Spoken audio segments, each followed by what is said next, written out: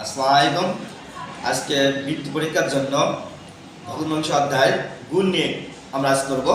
প্রথমেই গুণটা এখানে আছে 4/9 গুণিত 2।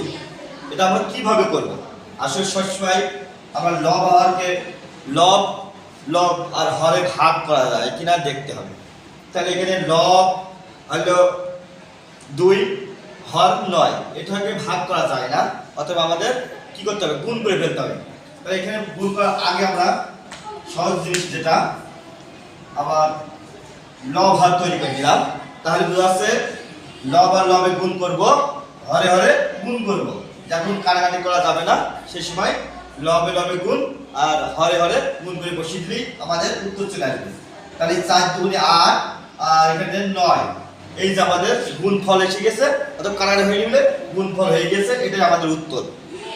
আবার যখন এই জায়গায় আসবো এই অঙ্কটা 2 নম্বর অঙ্কটায়, এখানে দেখতে হবে যে লব আর হরে কাটাকাটি যাচ্ছে কিনা, মানে ভাগ করা যাচ্ছে কিনা।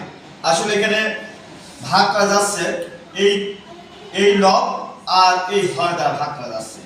এখানে আছে এই লব এই হর দ্বারা ভাগ করা যাচ্ছে, ভাগ করে গেলে হচ্ছে 2।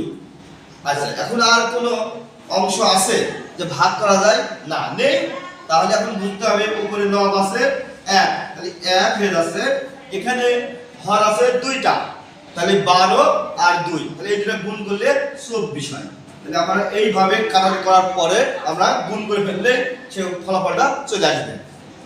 এখানে আমাদের 3 নম্বর অঙ্কটা খেয়াল রাখতে হবে যে প্রথম ভগ্নাংশের হর আর দ্বিতীয় ভগ্নাংশের লব ভাগ করা যায় কিনা। আবার প্রথম ভগ্নাংশের লব দ্বিতীয় ভগ্নাংশের হর দ্বারা ভাগ করা যায় কিনা।